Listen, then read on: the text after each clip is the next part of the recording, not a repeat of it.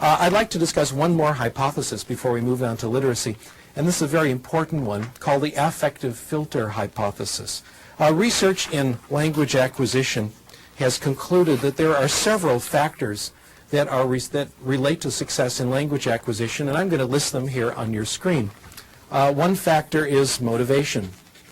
Students who are more motivated do better in language acquisition. Second, self-esteem.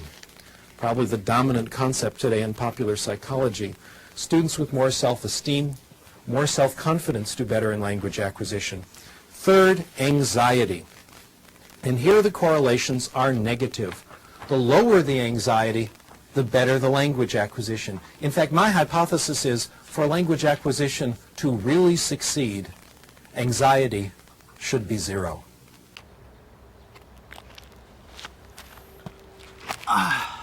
네, 안녕하세요. 제가 이제 영어 공부를 좀 빡세게 시작을 해보려고 합니다. 그중 첫 번째로 해볼 거는 자막 없이 미드를 보는 거예요. 자, 그럼 저는 어떻게 할 것이냐? 원칙은 간단합니다. 한글 자막으로 드라마를 제대로 그리고 빠르게 즐긴 후 다시 자막 없이 드라마를 보는 방법입니다. 그러면 제가 드라마를 자막 없이 봐도 이미 이해한 내용을 토대로 그 드라마를 영어 자막 없이도 재미있게 볼 수가 있습니다. 그리고 그렇게 내용을 재미있게 이해하면서 드라마를 보면은 영어가 습득이 되고요. 작동법을 먼저 알려드릴게요. Language Learning with Netflix라는 어플이 있어요. 이 어플을 켜고 드라마의 한글 자막을 켜면요, 이렇게 화살표 키와 A, D 키를 가지고 한글 자막을 장면별로 빠르게 넘길 수가 있거든요. 이렇게 한글 자막을 약간 속독하듯이 빠르게 넘기면서 드라마를 이해합니다. 이 과정이 30분 드라마 기준으로 한 10분에서 15분 정도가 걸린다고 보시면 될 거예요. 여기서 저는 두 가지 방법을 병행을 했는데요. 첫 번째 방법은 한글로 내용을 이해하고 자막 없이 드라마를 보는 과정을 장면별로 진행을 하는 겁니다. 여기서 말하는 장면은 드라마의 장면일 수도 있겠지만, 저는 제가 생각하기에 한글 자막으로 내용을 막 넘기면서 이쯤 되면은 좀 쉬고 넘어가는구나 싶을 때 다시 돌아가서 자막 없이 드라마를 한 번 더 봅니다. 이렇게 장면별로 진행하는 거의 장점은 바로 직전에 한글 자막으로 그 장면의 내용을 이해했기 때문에 그 이후에 자막 없이 영어로 드라마를 볼 때 훨씬 더 디테일하게 내용을 이해할 수 있다는 장점이 있어요. 단점은 드라마를 즐기는 과정이 툭툭 끊긴다는 겁니다. 다시 돌아가는 게 좀 번거롭기도 하고, 바로 직전에 그 한국어 대사를 너무 기억하려다 보니까 이 영어를 좀 편하게 듣지 못하게 되는 게 있습니다. 그리고 두 번째 방법은요, 한글로 드라마를 이해하고 그 다음에 자막 없이 영어로 드라마를 보는 과정을 회차별로 진행하는 겁니다. 이건 간단해요. 한글 자막으로 드라마 한 편을 쭉 본 다음에 그 다음에 똑같은 드라마를 자막 없이 쭉 보면 됩니다. 이 방법의 단점은 회차별로 진행을 하다 보니까 영어로 드라마를 볼 때 디테일한 표현들을 이해하지 못한다는 거예요. 왜냐하면 회차별로 한글 자막을 이해했기 때문에 기억에 잘 남지 않기 때문이죠. 하지만 저는 이 방법을 굉장히 선호하는데요. 왜냐하면 마음이 편하다는 거예요. 한글 자막으로 드라마를 볼 때 재미있게 본 회차를 다시 자막 없이 영어로 보게 되면요, 디테일한 이해는 못하더라도 전체적인 줄거리를 따라가면서 그 드라마를 즐길 수가 있거든요. 그렇게 마음 편하게 영어를 이해하면서 인풋하는 게 굉장히 중요하다고 생각을 하고요. This has happened to you. Have you ever been in a situation, speaking a language that you may not speak very well, when the conversation gets so interesting, you temporarily forget that you're using another language? If this is happening to you, that's when you're acquiring. When your focus is completely on the message, what the other person is saying, and your anxiety is temporarily gone. Sometimes we call facilitative anxiety is okay. I don't believe in torture, but sometimes a little anxiety is okay. Language acquisition, though, is different. For language acquisition to succeed, anxiety has to be directed somewhere else, not at the language. Frank Smith puts it this way: for the child to develop literacy, the child has to assume that she's going to be successful. The way we integrate this into the theory is like this.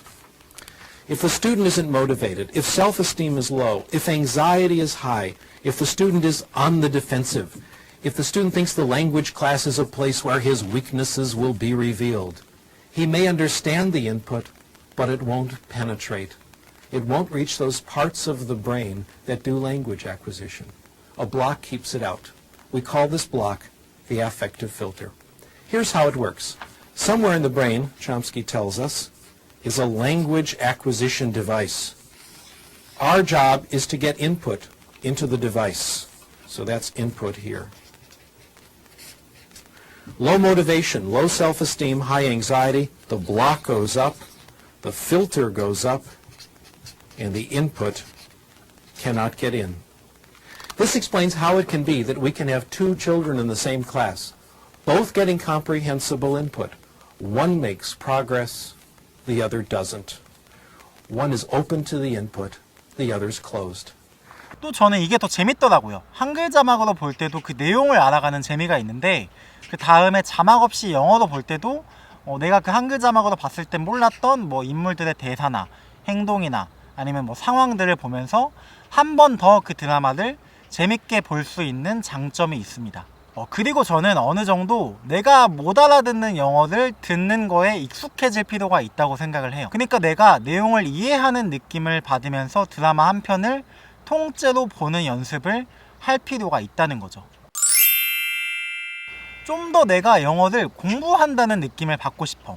그럴 때 저는 드라마를 다 보고 나서 이 과정을 진행하려고 합니다. 단어를 줍는다 라고 저는 표현을 하는데, 한글로 영어로 이미 드라마를 2번이나 본 상태이기 때문에 장면만 봐도 이 장면에서 말하는 대사가 어떤 내용인지 바로바로 빠르게 알 수 있는 상태거든요. 그 상태에서 영어 자막을 켜고 LLM 설정해서 한국어 번역을 설정합니다. 그러면 이제 영어 자막 밑에 있는 그 한국어 번역을 스쳐 읽기만 해도 그 장면이 무슨 내용인지 바로바로 감이 오거든요. 그러면 그 감을 가지고 있죠. 그 감을 가지고 있는 상태에서 그 감을 가지고 영어 자막에 있는 단어의 뜻을 빠르게 체크하는 겁니다.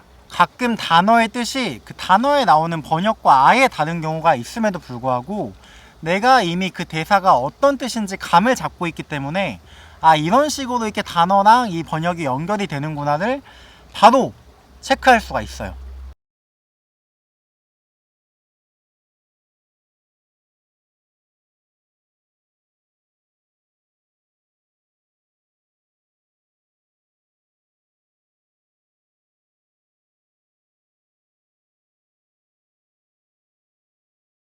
그리고 빠르게 단어의 의미를 체크하라는 이유는 어차피 앞으로 많이 나올 중요한 단어들은 앞으로 많이 나오기 때문이에요. 그러니까 그렇게 단어를 누적해서 계속 체크하는 과정을 이 단계를 통해서 할 수가 있는 거죠. 이렇게 여러 가지 상황의 감 속에서 단어의 의미를 누적해서 확인할 수 있다는 장점이 있습니다. 자, 이 과정을 거치면은 이 드라마에서 나오는 웬만한 중요한 단어들은 내가 하나씩 다 먹었다, 이런 느낌을 받을 수가 있는 거죠. 아주 배가 불러요. 포만감이 넘쳐. 이거는 좀 보고 설명을 드릴게요. 이 방법을 어떻게 응용하실지는 여러분들 선택이에요. 제가 추천드리는 몇 가지 사이클을 소개를 해드리면은, 첫 번째는 가장 중요한 거. 일단 한 가지라도 제대로 해보세요. 그러니까 뭐 회차별로 한글 자막, 영어 자막 없이 보기, 이렇게 하던가, 뭐 장면별로 한글 자막 그리고 영어 자막 없이 보기, 이렇게 하던가, 아니면 하다못해 여러분이 이미 즐겁게 본 그 드라마 있죠. 그 드라마를 그냥 영어로 한번 봐보세요. 어차피 내용 다 이해했으니까 이미. 두 번째로 제가 추천해드리는 사이클은 뭐냐면, 장면별로 한글 자막으로 드라마를 쭉 이해하고 나서 그 다음에 영어 자막 없이 보고, 그 다음에 그 회를 회차별로 통으로 영어 자막 없이 보는 거예요.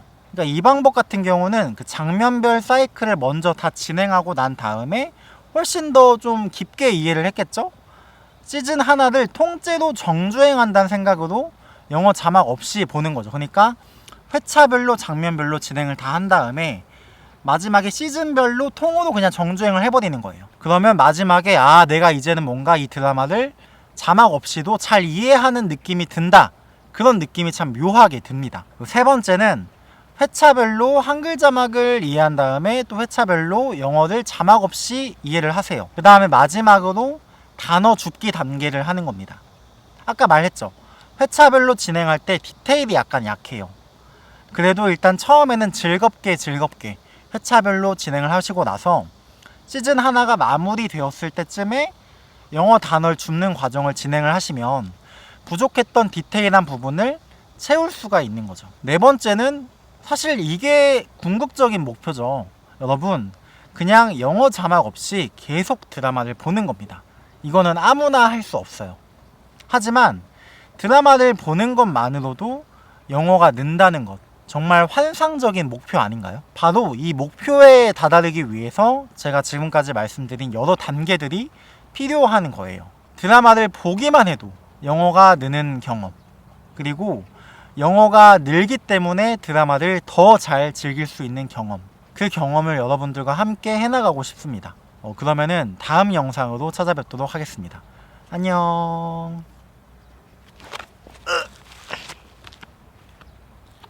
Let me now try to summarize everything I've said in the last 10-15 minutes or so, and I'll summarize it in one sentence, and we'll wonder why it took me that long. We acquire language in one way, and only one way, when we get comprehensible input in a low-anxiety environment.